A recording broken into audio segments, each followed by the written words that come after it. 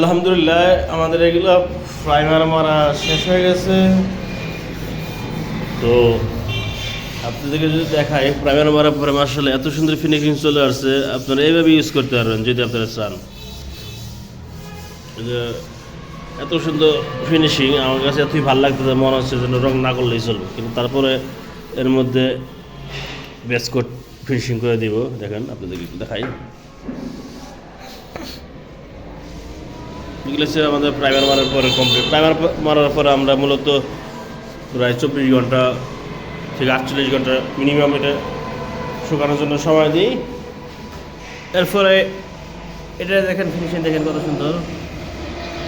এটার উপর আবার 240 পেপার দিয়ে বসাই করা হবে।